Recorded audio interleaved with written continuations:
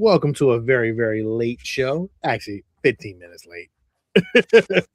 Show of Star Geeks. Welcome all. And Ed, what's up? Not a thing. Just happy to be back. Talk Yeah. some wars. Some more.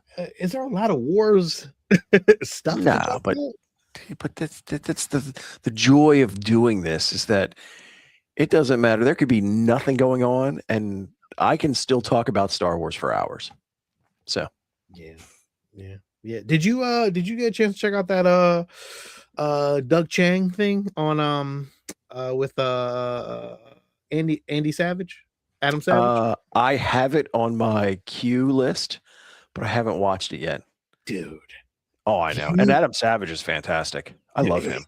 Fantastic. But I gotta show you like some little bit of clips of some shit. I'm like, dude, if somebody comes out with this mess, I am going to be so happy. I'm just waiting. Let me see if yeah, here it is. It was such a good, like, I'm gonna play some of it, but I'm not gonna play all of it. But man, some of the shit that he was talking about, it was beautiful. Like all this stuff, like, because Doug Chang worked on like pretty much all of look. I mean, just Oh his yeah. artwork alone. I actually ordered the book, the Doug Chang book, so that'll be coming probably next week. But just his artwork is just phenomenal, just so good. Look at that shit, man.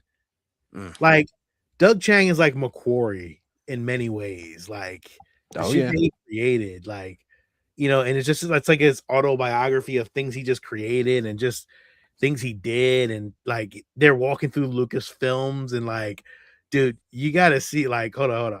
Like, he worked on T2, like, he worked on a lot of like art wise, like, artistically, like he worked on a lot of stuff. And like when you go through, because I mean Lucasfilm is, that picture right there is iconic by on its own. But there's like things that he was inspired by. Like it was just like look at this. And hold up. Look at like this wing, this ship that was just a prototype. I don't even think they even used it, but like, man, like look how that looks just beautiful. Mm. And like they show like everything, but then there's this moment, man, where they walk in there and all these maquettes are like all over the place. And I'm just like, yo, Doug Chang, man, like Lucasfilms, this is not like it's just like, to me, it's just like, this is the stuff that I love. I love the maquettes. I love, like, what Regal Robot does with all their stuff. And Oh like yeah. this stuff right here is beautiful. And the way it's laid out and like just everything in general, it just looks great. And like I would love to have one of these maquettes. Like I'm waiting for Regal Robot to do one now. Like they have to do some of these maquettes, but I think they don't have the rights to what's in Lucasfilms. Like I'm not sure which part that they don't have rights to yet. So But that is a room that you would love to be in, but they would have to watch you closely. oh, dude, they would have to watch me so closely, like ridiculously. Like just like him, like show, like, oh, he right here he talks about how, like, they built all that stuff in the room, in that void room, and like you can fly, like he's flying there, and he's always wanted to, like, fly a Star Wars fighter. And like, dude, what you could do with that, like, it's just phenomenal to me, man. That's a ride alone by itself. Mm. But That's fantastic. dude, just everything about this, you have to watch this. Like it is highly recommended for any Star Wars fan. Like go check this out. It's definitely worth to watch. It's just a beautiful watch, man. Like really it is. And Doug Chang, I didn't appreciate him as much because I did not like the prequels, but the art alone just cements him as one of the best artists of Star Wars, ever. That vision is incredible. Yeah, dude, I envy him. Like literally, like the stuff that he got to do, and he wasn't even trained to like really work on certain things. He learned as he went, and I guess like that's what you do at Lucasfilm. You just learn as you go, And like some of the stuff that he learned, I mean, he was already a great artist, but he learned how to do like it was trial and error. Mm. Trial and error as an artist, man. I love that part. Like, just he would create. He said he'd create half robots, just draw them and create half, and then the studio, L Street Studios, would just go and take the rest and just create whatever from it. And to me, that's just phenomenal, man. Like the creatives that can do this, man, is just hands down. Doug Chang, one of the best artists, probably. He and McCrory are like on that level. That's to me, that's just a beautiful thing. And the fact that he's there with Adam Savage, because again, I'm such a big Adam Savage fan, not only from Mythbusters, but he's done a lot of stuff since. So yeah. So if you're into art like this, man, look, check out Doug Chang's book. It is on Amazon. It's actually discounted, I think like 20% off right now. But get it from Amazon. It's like $218. I think originally it was like $300. So definitely highly recommended book, man. I can't wait to get it in. I'd love to share more of the art. But yeah, cool. That really isn't what I'm sharing. I'm like, I thought that's just a great thing to see. You know what I'm saying?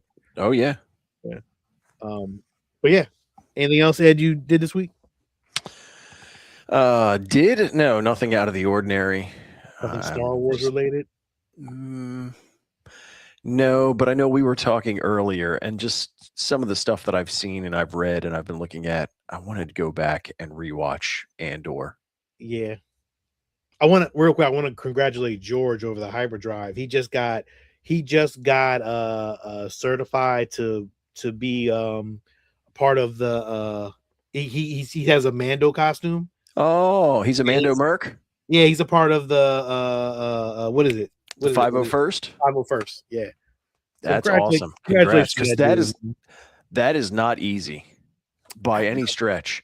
I know I've met and talked with a number of the guys and gals from the 501st, and just talking to them and having them like the critical eye when they look at your costume, and they will pick it apart to make sure you qualify. So it is it's not easy to get in. Your armor's got to be top notch. Yeah, I was gonna try to share it if I can find it. Shit, if he got it, I don't know if he had it on his page or not. So, oh yeah, here it is. I'll share it real quick. But congratulations to George, man. He deserves it, man. He's been working hard on that damn thing. Yep. Oh yeah, that's impressive. Yeah. So, yeah, very good, very cool. But congratulations to George. Yeah, that is it. Ed, I'll let you take it away. Yeah. Go ahead. Do you think? Let me play your audio. It's sometimes I forget Lilo and Steve are here. Sometimes I forget. But go ahead.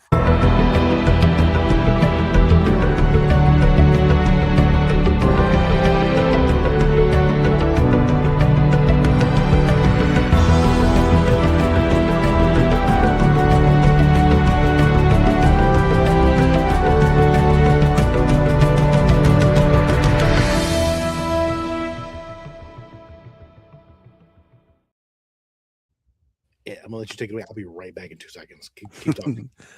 No problem. So within the news, there is obviously, I'm sure everybody here is aware of the Disney Darth Maul. Well, it's not even Darth Maul because he's no longer a Sith, but Maul Shadow Lord. We did a separate recording, kind of walking through that trailer, just a short one. Pre-recorded? Nope, not today.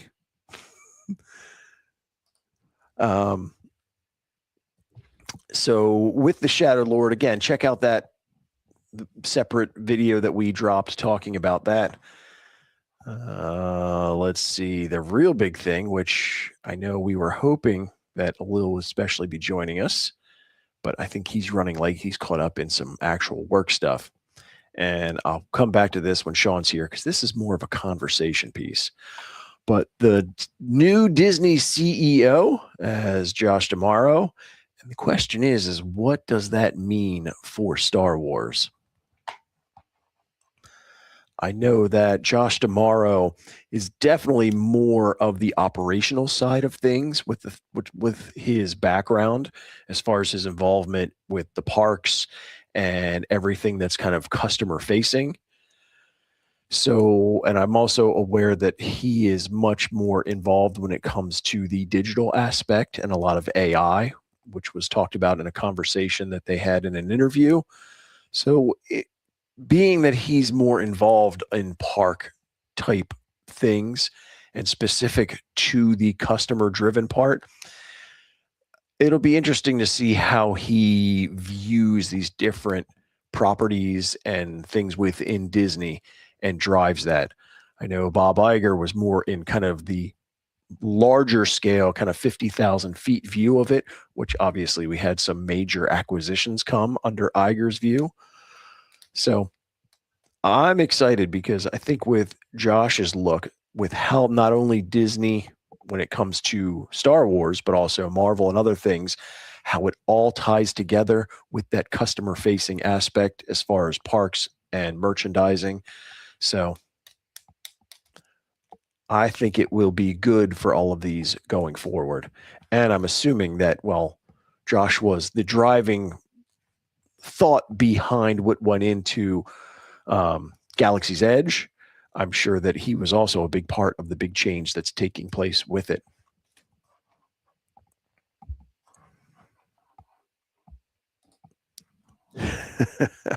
So, in Variety, Ryan Johnson says that he hopes Star Wars brings in fresh voices and filmmakers to tell new stories within the world. And, especially as Kathleen Kennedy exits, I know some people will think it's kind of cruel, but my take on it, who cares?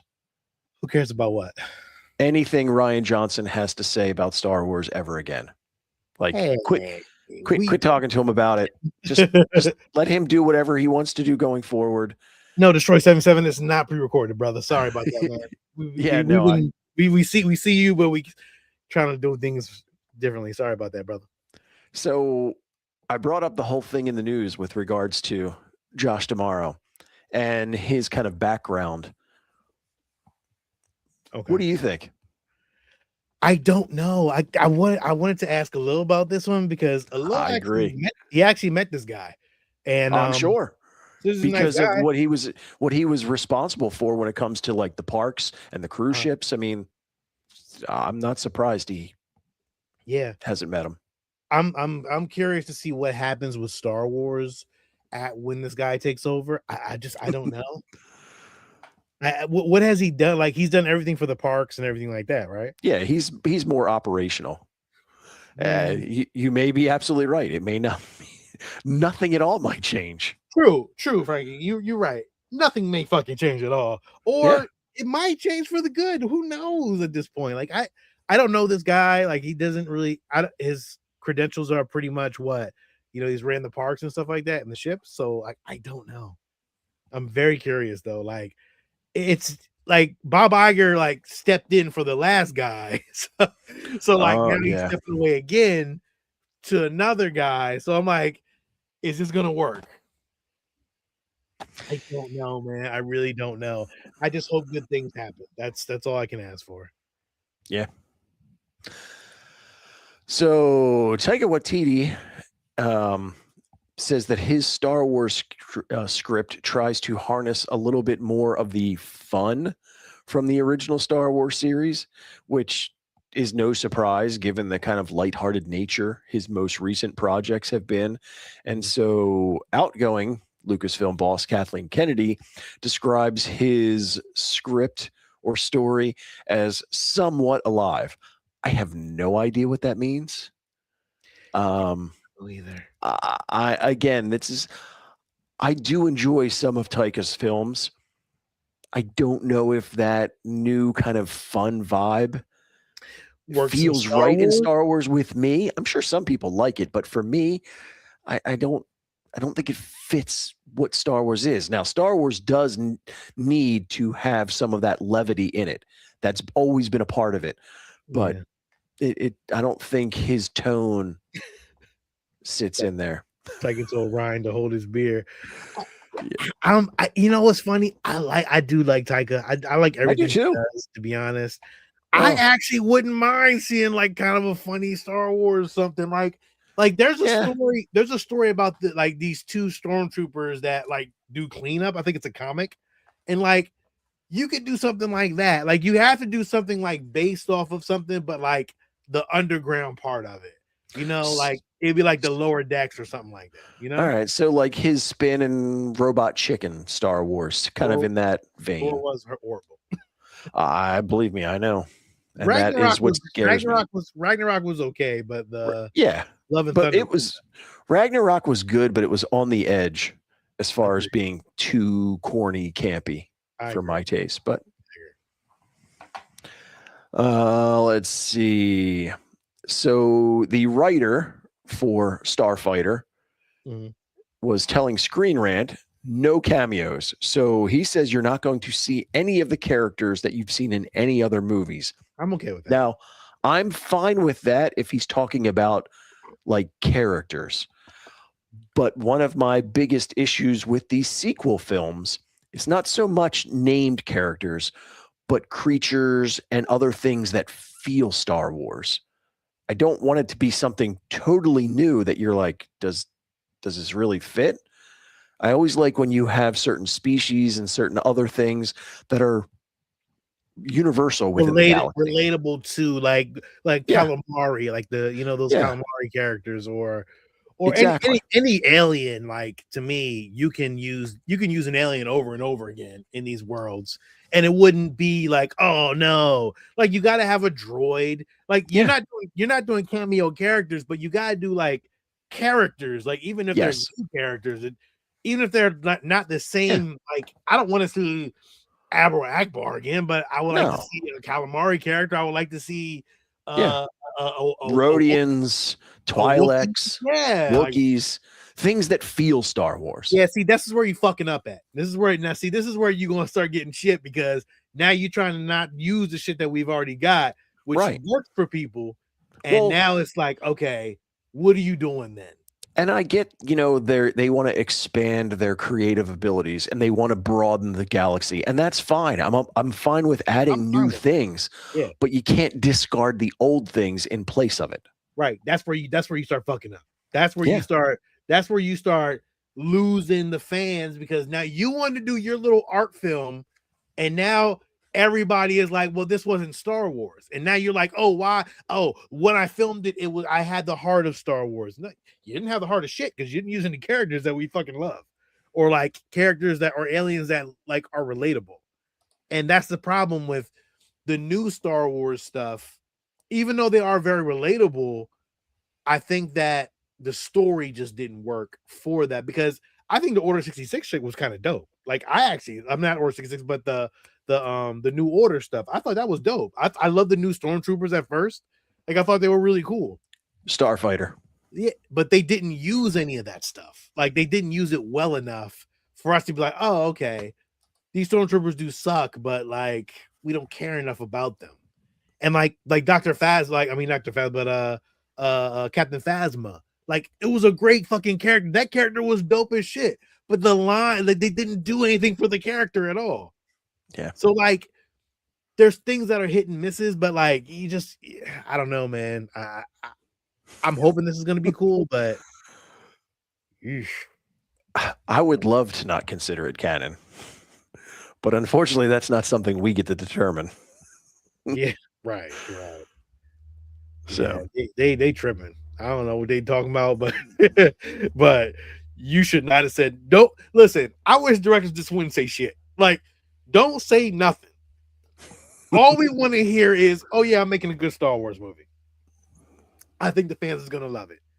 Yeah. Stop talking so much. I'm not doing any of this shit. Like, yo, you are going to kill your fan base, dog, and everyone's gonna hate this movie because you say dumb shit.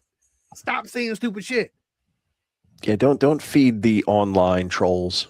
Yeah, that's what you doing, man. Don't like, feed them. Listen, if I was directing Star, I'm like, yo, my shit is dope. We got everything in this thing. We're gonna do whatever. And then when y'all see it and you don't like whatever, like, okay, fine.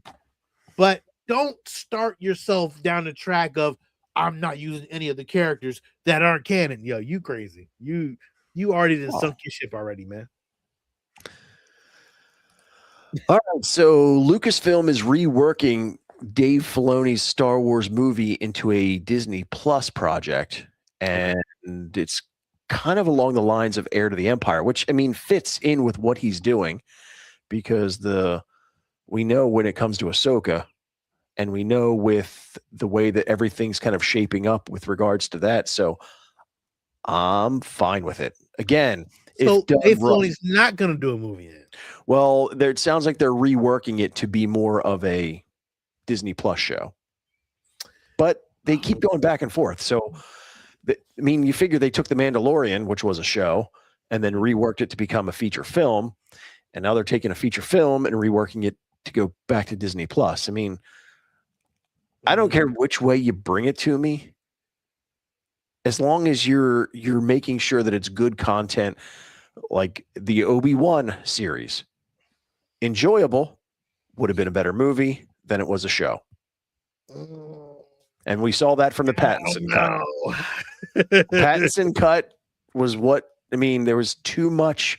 It's like they needed to fill to give you the, whatever it was, 6-8 hours of content. So they packed so much crap in it that when you edited it down to a 2-hour movie, it's like, okay, this is much more enjoyable in this format. Yeah.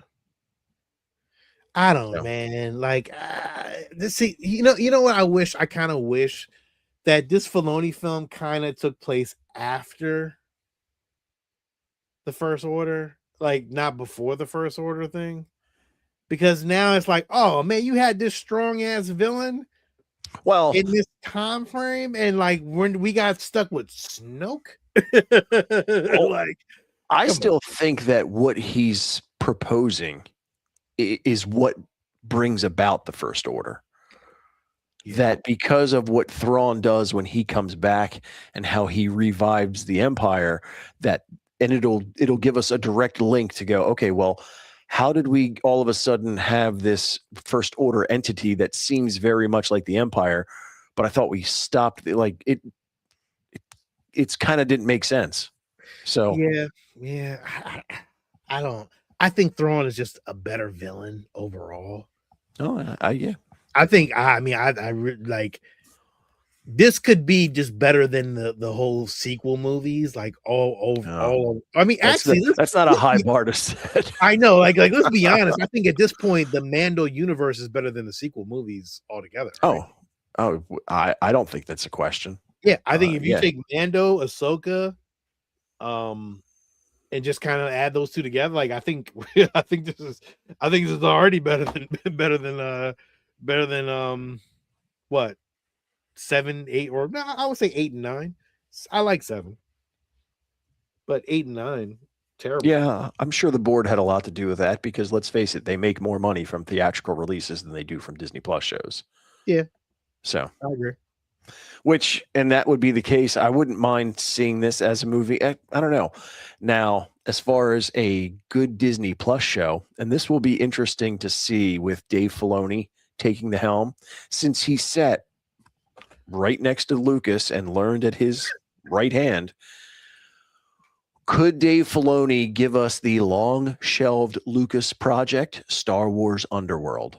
Oh, well, I would love for him to pick this up and run with it. No, because you know what Filoni's going to do? He's going to make it an animated movie. He's going to make it an animated show. See, and this is the thing. I know that when he took over and we had the conversation that as much as I like Dave, my biggest concern is that he was not a fan of Andor, which is potentially some of the best Star Wars we've gotten in a while. I don't understand how he can not be a fan of Andor. I agree. I would think that, if you kind of take what we got from Andor and you kind of mesh that together with a lot of the really cool Star Wars vibes we get from the Mandalorian, and you put that together to give us this, oh my God. Yeah. And they had apparently like 60 scripts, all good and ready to go.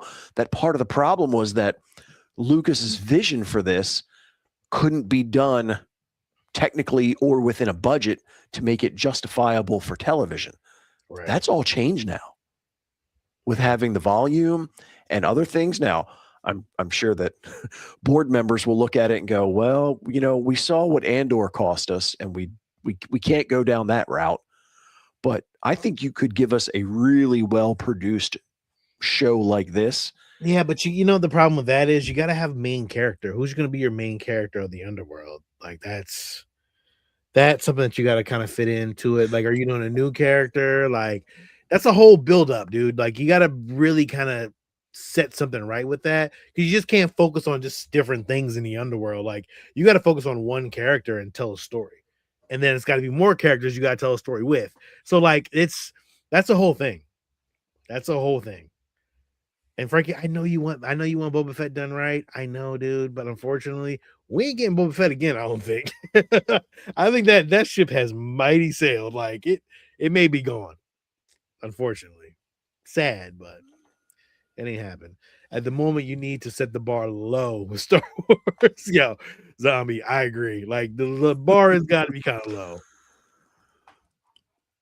I don't know. So if anybody's got some extra spending money lying around, apparently there's a home down in Disney with its own Star Wars theater, and this house is for sale for the low price of $14 million. Oh, now, the house itself, is that an Airbnb?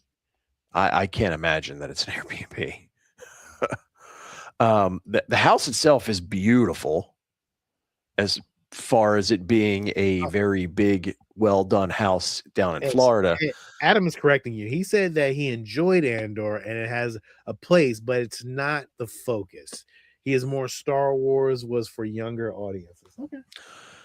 Well, it was when I was younger, but I don't mind having something with a little more adult tone to it now. Agreed.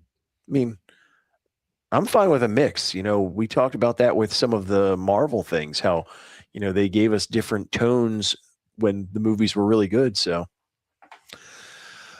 but check this out in this house. It is the geeks. And that is a theater room. Oh my God. That's nice. It is nice. Damn, that's nice as shit. Yeah. You gotta pay with Republic credits. The credits aren't good here. That is nice. God, something more real. So yeah. Is that the only picture you have? Yeah, it's the only one that I could find of that theater room. That's the front end, and that's behind it. Oh, that is nice. Kind of like the bar. I mean, goodness. Damn, that's nice. Yeah. Ed, I'm gonna need you to come over and start building that in the basement down here. Like, you know, we just start building shit. Well, this is the decor that I've always envisioned for the comic book store. Shit.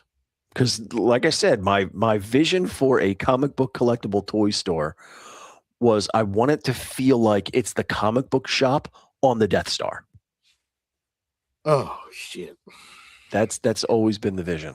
You can build that shit too. I know you can build it. Oh, we'll build it. I really didn't see much in regards as far as collectible stuff. Mm-hmm. Can't figure out. Oh, there's my mouse. But there's not a lot out there. No, I didn't see with your maquette. I didn't see these the first time we talked about it.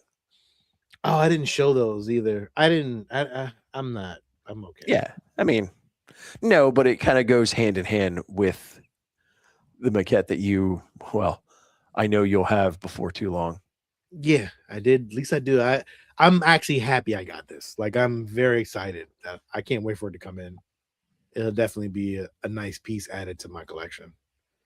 I didn't care about the sketches. I don't really care about the sketches though. Like, I appreciate artists, like, because I'm an artist. I love art, but I don't collect other people's art, which is really weird. Like, I really don't.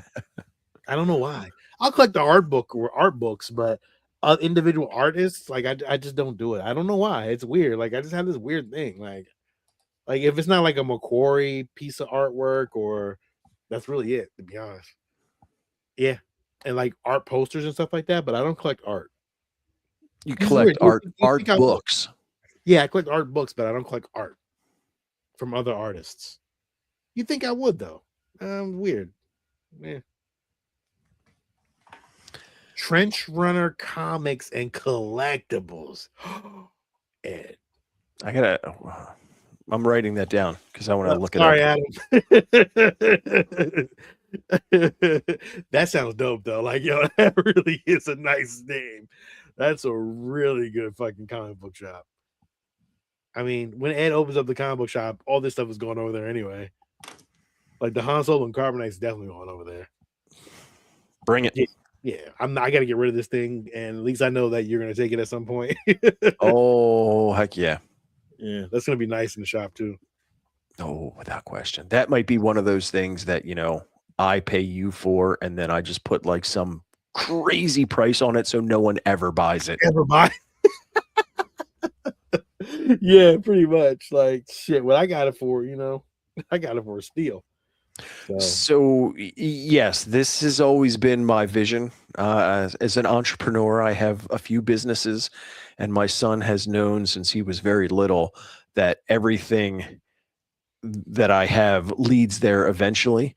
But I also recognize that comic book collectible toy stores are tough to make a living at if you're using it as something to live off of. Yeah. So that's why it's a future retirement job, something that I won't need to generate an income from. I'm going to do it as a passion project. That's the goal. Yeah. He'll retire before me, but I'll be there a lot. Oh, I'm just going to be there. I'm pretty sure all my collectibles at some point are going to go to that shop. Now, granted, we probably don't even want to sell those. We'll just put an astronomical price on them, and it'll just be there. But I don't know. I think that's gonna be really cool, Ed, when we get to that point. Yeah, well, like I said, I can't wait.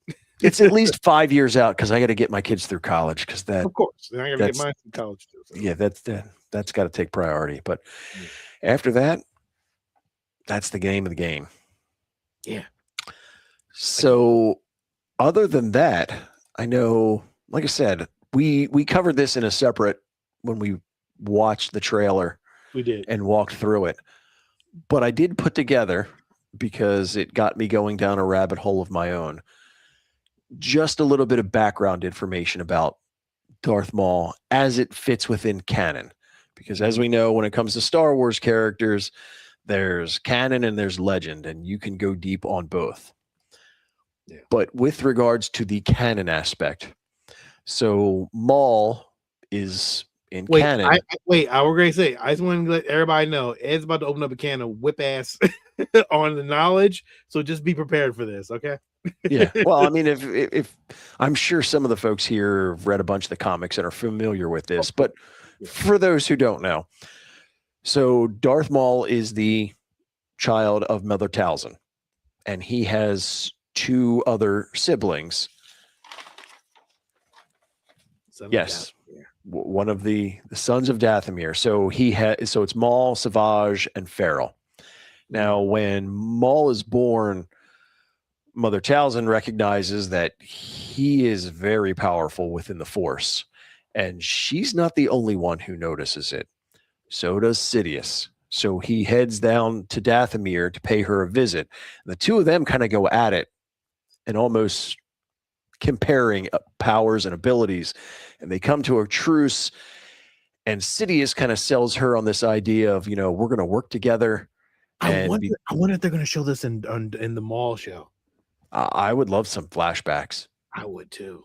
So he convinces her, like, we're going to work together and combine our powers, and he's doing it just to pull one over on her because he's basically there to steal Darth Maul.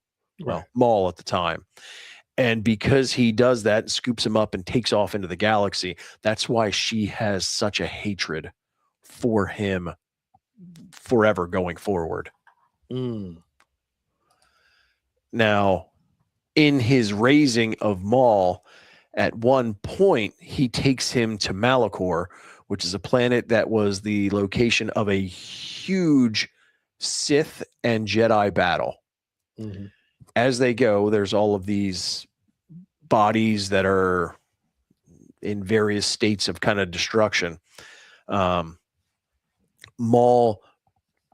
Sidious has Maul breathe in the ash from one of the dead Sith warriors, and he kind of goes into kind of like a dreamlike state. Almost think of Luke in the dark side cave on Dagobah.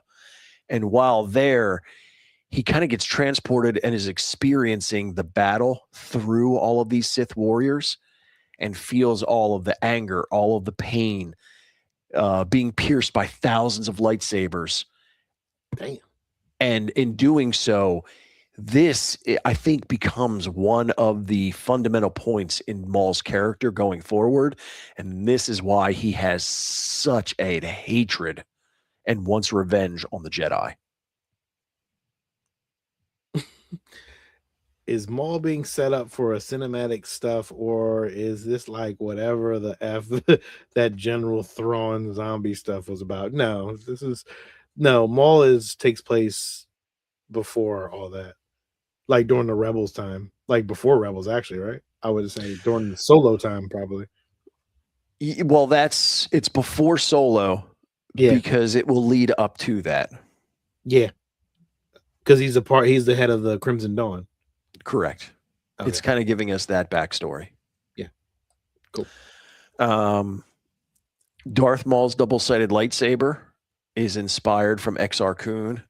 Exar Kun was apparently the first, because he was a very powerful Sith back in the day, the first one to both develop that double-sided saber technology and how it works.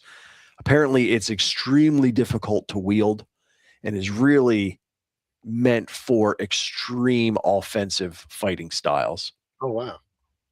Did not know that.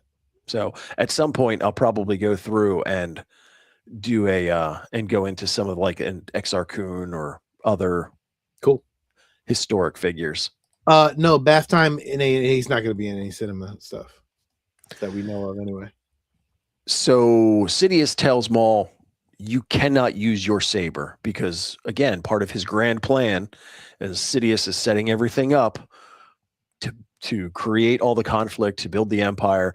He does not want the Sith revealed, but he has Maul in all of his training and going off and doing things. Part of his training is going off and fighting some of the worst and most dangerous creatures in the galaxy with regular weapons, like Rathtars, just to hone those just kick-ass fighting skills that, while it was a really good lightsaber fight, we really didn't get enough of it. No, we didn't. So Sidious gives him a mission and says, you know what? These pirates took a Nemoidian who, because he's setting up the whole thing with the Trade Federation, he wants this Nemoidian rescued. Sends Maul off to do it. Maul makes short work of all of the pirates, just kicking all of their asses. One of the pirates apparently confuses Maul for a Jedi, because let's face it, nobody knows what a Sith is at this point in time. In the pirate's attempt to try to save himself, he tells Maul about a Jedi Padawan who was captured by the Xerius cartel, like another crime syndicate. Well, Maul, because of his hatred of the Jedi, and he wants to fight a Jedi so bad it's making him insane, he's going to go off and follow up on this himself. Now, in order to do so, he kills everybody, including the Nemoidian he's supposed to rescue. He follows the trail, ends up going to Nar Shaddaa, gets into a huge fight there. Again, can't use his lightsaber because he can't let anybody know who he is. Kicks a ton of ass, finds this Jedi Padawan, Eldra Katis, I think it's how it's pronounced. She's being held prisoner and she's being auctioned off. She gets sold, gets on a ship. Maul gets on the ship along with them because he's thinking, I'm going to go and Welcome aboard. Came in with a suit.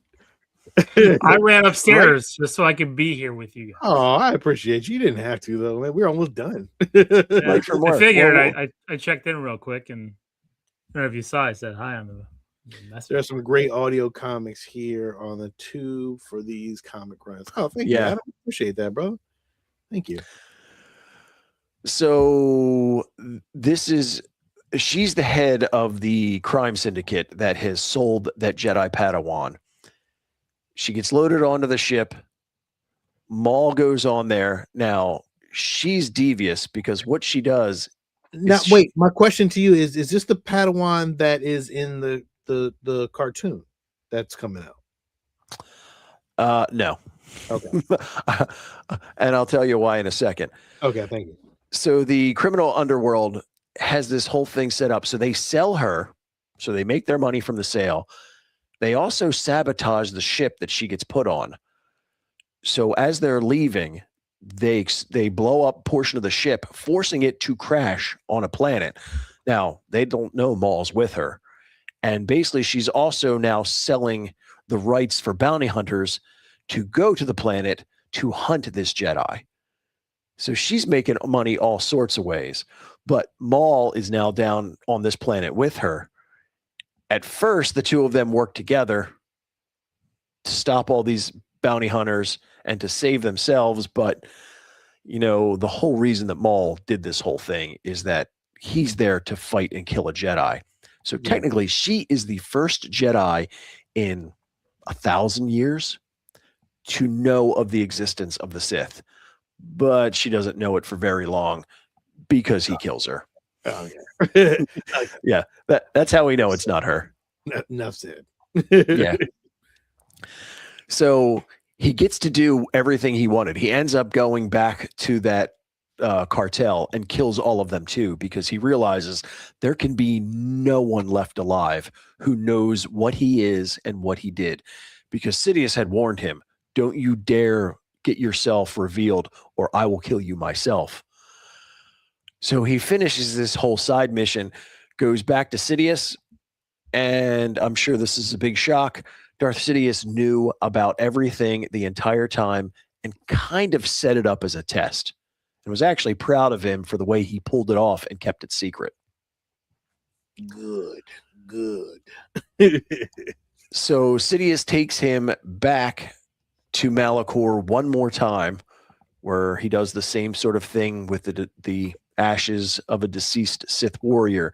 Now, in this kind of vision, he actually visions himself as a Jedi. But it doesn't sit well with him, and he rages out, and in the vision, kills this Jedi family and those who are kind of thinking he's good and praising him as part of another one of his lessons, which this is what takes place just before what we see in The Phantom Menace, where he talks about, and that's why he gives the line, like, finally we get to reveal ourselves to the Jedi, and finally I get my revenge. Because he's just been driven by that revenge for the Jedi. And we know from the future that this carries on, because revenge is his primary driver in everything. Well, he wants revenge against Obi-Wan, the Jedi. He wants revenge against Sidious. He's just pissed off the world. Yeah, Obi-Wan made real quick work of him though. Well, he did, and we thought it was the end. But between his Zabrak biology, his power in the dark side, he keeps himself alive, ends up in basically the dumpster, and is taken off to Lotho Minor, which is a trash planet, which is where he's able to fashion his kind of spider body, and he goes insane. Yeah, and I think we would just kind of leave it there, just as the backstory. Yeah. And just after Phantom Menace. Ed, always congratulations. Whoever stayed on for Ed's story time. It is always appreciated. Although I wanted to ask you a quick question. How do you feel about the transfer of power? It's good. Yeah. Can't say much. I mean, I don't know anything, so like, yeah, no, I don't. I like Josh. I think Josh is a really great leader. He's really into bringing a lot of creative knowledge into the parks and everything. You know, from where I stand in the few years I've been here, I think he'll be great for the company. Nice. Okay. That's why I just wanted to get your, your. Yeah, I was actually when I clicked on and you guys were on. I guess my message didn't go through, but I said hello. Yeah, you guys were talking about this, and I was like, "Oop, turn that off."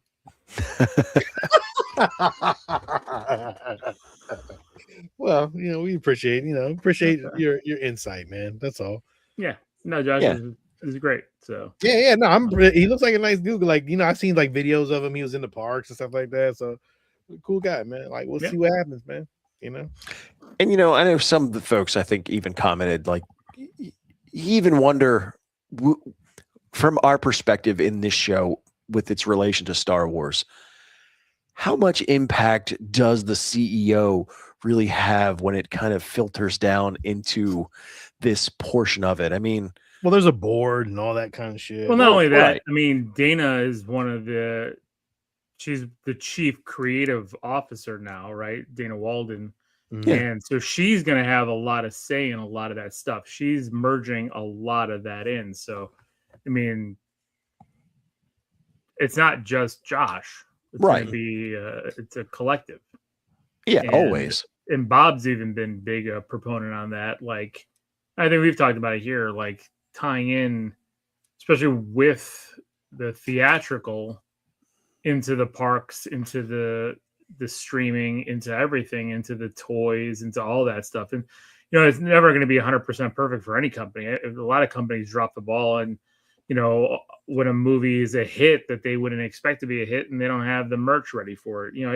Even Star Wars when it first came out, right? Like the 12 pack of figures like was never out. Like how long did that take to get in? So it's like nowadays you see it less happen, but it still happens. Like I remember lots of movies that have come out where you don't get the merch. And then there's movies where you get the merch before the movie comes out, and those movies don't do well. And they don't hit with the audience. It's always talking about, that's why I talk a lot about when we talk about theatrical releases and box office. It's got to hit not just us as the core fan. It's got to hit everyone. And if it doesn't hit everyone, I'm sorry. It could be the best movie that we've seen for our fandom. But if it doesn't hit everyone and it's not making that money back because they invested a ton, it doesn't matter.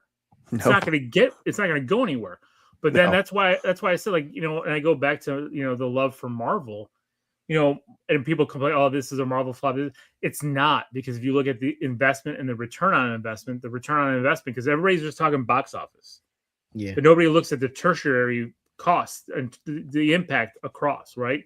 So with Disney, toys, figures, comics, movies, streaming, park impact, right? So you look at that thing all the way down, how many different levers are pulled. The movie might not have done great, but it still pulled a ton of levers. For a while there, I think Thunderbolts was like one of the highest streaming movies out there. And like, what does that bring? What does that value bring? And so I see it continuing. The parks are bringing in Monsters Land, Cars Land. Here you've seen the changes already at Disneyland, or the changes are coming to Disneyland for Star Wars, and I think that's just going to continue to brew. Right? It's not going to be all IP based, but a lot of it is going to be new IP that they're developing. And then IP, just like we just saw, I mean, Zootopia 2 is closing in on $1.8 billion. I haven't watched that movie yet. It's a great movie. It's a lot of fun. I mean, I know. It's amazing. But it's a smooth kids movie that hits every quadrant, right? Grandparents are going to take the kids, and grandparents are going to have fun with it. It's not like it's not a movie that's like Shakespeare, but it's going to be something that just the whole audience can love. So I don't see a lot of that changing. I just see that continuing to enhance. Cool. Well, thank you, Will, for your insight. We appreciate you, like always. Sometimes. I know. All right. That is it. I think we had a couple comments. Is he like some kind of reflection of Anakin, the body machine? Bath Time 1989. You have a lot of questions, and I think Ed can answer those. Well, I don't know if it's a reflection. We see that a lot in Star Wars, that, given that where it fits in the technological timeline, everybody's always losing a limb or something and replacing it with some type of robotic part. I think and we see various phases of that for Darth Maul. I think the reflection is Luke to Anakin, right? Because they both lost the same hand at this, at that time, and which path did they take? So, Ed, can you do this for Son of Dathomir comic before we get Shadow Lord? It has important info. Oh. Yep, I got it in my notes. Boom, there you go. Add it to the list. One of those kids who got the Star Wars no figure card background for Christmas. The figures came in spring, exactly. See, that's the thing, right? We must be about the same age, because my birthday is in March, and that was when I started getting Star Wars figures. Was almost a full year after the movie came out. Yeah, I wasn't born yet. Neither was Sean. Neither was I. All right, Ed, you said it all. We talked about it all. We did everything we could. Alil came in with a suit and tie, looking all fly. Oh yeah. But yeah, dude. Yeah. Well, we'll have some new stuff next week. Stay tuned. Make sure you like, subscribe. Make sure you check out the Geeks on Saturdays at 10 p.m. Eastern Standard Time. Yes. I don't know if I'm going to be here this weekend, but I have decided to take every Saturday. Dude, I have a lot of stuff, dude. That Pittsburgh trip was brutal. But that's it. This is Sean. This is Lil. And this is Ed. And may the force be with you. Always. Where's the sound? Oh, you were late on the draw this week. I had the volume down. Later.